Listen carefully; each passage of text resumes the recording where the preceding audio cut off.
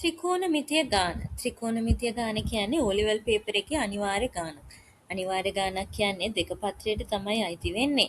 ඔයාලා දෙක පත්‍රයෙන් ගණන් 10ක් හදන්න ඕනනේ. අන්න ඒ ගණන් 10න් එකක් තමයි මේ ත්‍රිකෝණමිතිය ගාන. ත්‍රිකෝණමිතිය ගාන සමහර ළමයි හදන්නේ නැහැ. ඇයි එයාලට මේ වගුව මතක තියාගන්න එක හරි කරදරයක්. සමහර වෙලාවලට මේ වගුව මතකයි කියලා හිතුවත් හිතට පොඩි සැකයක් එනවා. අනේ ඇත්තටම මට ඒ වගුව මතකද? නැහැනේ. මට වරදින්නත් පුළුවන් නේද? අපරාධ එහෙම වුණොත් මේ ගාන. ඔන්න ඔය වගේ ප්‍රශ්න ඔයාලට ඕන තරම් එනවා. හැබැයි කිසිම ප්‍රශ්නයක් නැතුව හරිම හිත නිදහසේ මතක තියාගන්න පුළුවන් ක්‍රමයක් කියලා දෙන්නයි මම අද හදන්නේ. බලන්නකෝ මේ වගුව ඔයාලට මෙහෙම කරොත් කොච්චර ලස්සනට කොච්චර හොඳට මතක හිටියේද කියලා. මම මොකක්ද කරන්න හදන්නේ? මම හදන්නේ අතක් ඇඳ ගන්න. ඒ කියන්නේ ඔයාලා නම් අතක් අඳින්න ඕනේ නැහැ. වම් අතින් ලියන අයට දකුණු අතේ මම මේ මාක් කරන විදිහට මාක් කරගන්න පුළුවන්. දකුණු අතින් ලියන අයට වම් අතේ මාක් කරගන්න පුළුවන්. මොකක්ද මාක් කරන්න හදන්නේ? ඔන්න බලන්නකෝ මම මේ අඳිනවා වගේ අතක් ඇඳගෙන ඒකේ යටම ඇඟිල්ල ඇඟිල්ල අංශක 0ටත් ඊළඟ ඇඟිල්ල අංශක 30ට ඊළඟට 45ට ඊළඟට 60ට ඊළඟට අංශක 90ට මාක් කරගන්නයි යන්නේ. ඊට පස්සේ කොහොමද මම ත්‍රිකෝණමිතික අනුපාත හොයන්නේ? ඔන්න බලන්නකෝ.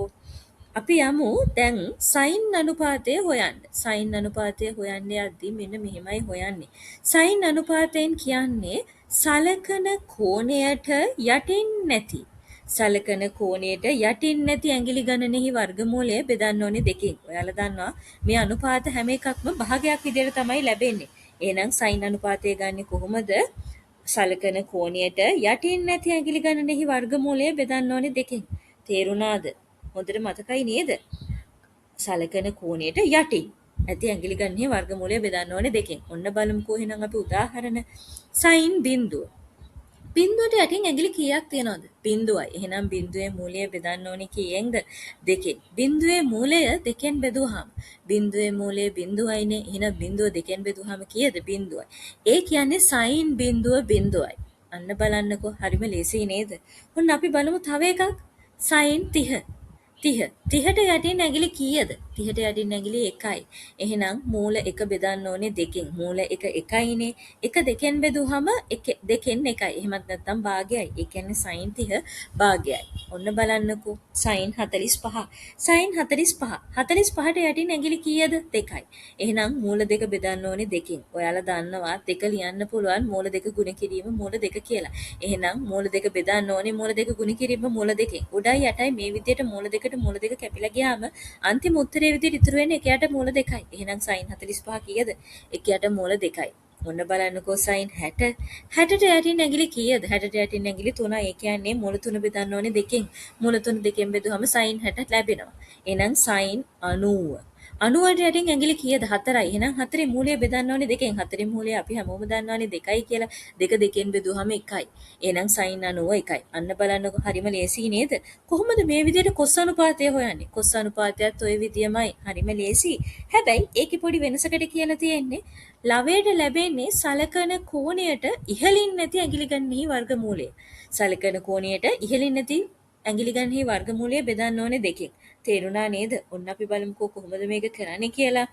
cos බිඳුව. cos බිඳුව. බිඳුවට උඩින් ඇඟිලි කීයක් තියෙනවද? 4ක් තියෙනවා. එහෙනම් 4 මූලය බෙදන්න ඕනේ දෙකෙන්. 4 මූලය 2යි. 2 දෙකෙන් බෙදුවහම 1යි. එහෙනම් cos බිඳුව කීයද? 1යි. තේරුණා නේද? ඔන්න ওই විදිහටම අපි බලමුකෝ cos 30 කීයද කියලා.